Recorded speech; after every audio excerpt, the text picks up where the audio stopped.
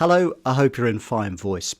One of the absolute fundamentals when it comes to voiceovers and improving the way you do your own voiceovers, not just the work, but the auditions, is to ask yourself a basic question as soon as you get the script. So the script arrives, you download it, whatever, you're looking on your phone at it or on an iPad or something like that, or just on a sheet of paper.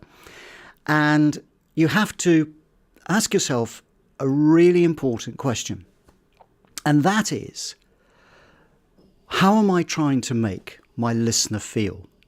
And I think it's fundamental to what you do as a voiceover artist. So you get your script, and then you have to pose this really rudimentary question. How am I trying to make that individual who is listening to this feel? What am I trying to do? So rather than just grabbing your script and going, and this is what a lot of people do, they get their audition script and they just go, oh, I've done an audition, great, I'll do another one, and they don't really think about it. They think about the words on the page and they sort of think, oh, I hope I can get those words in the right order, which of course is important, but perhaps far more important than that is being able to understand what you're trying to do in terms of conveying the meaning and, importantly, how you try and make your listener feel with your reading, with your performance.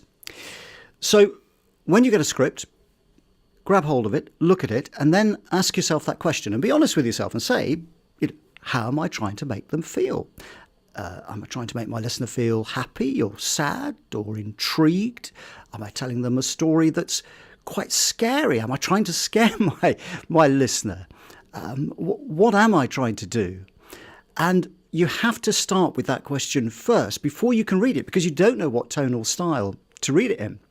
And so many people, including my own students, say to me, oh, how should I read this? Particularly if there's no direction from the client. Oh, how should I read this?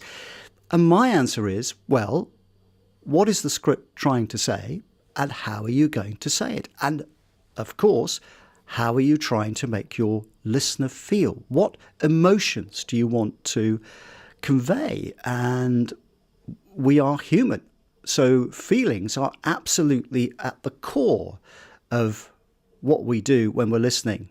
And it should also be on the other side of the equation from your side as the narrator. You should be doing that too. So if you start with that question, then hopefully the words and the performance, your delivery, your pace and so on will follow on naturally from that. All right, thanks very much for watching today. Look after your voice and see you next time.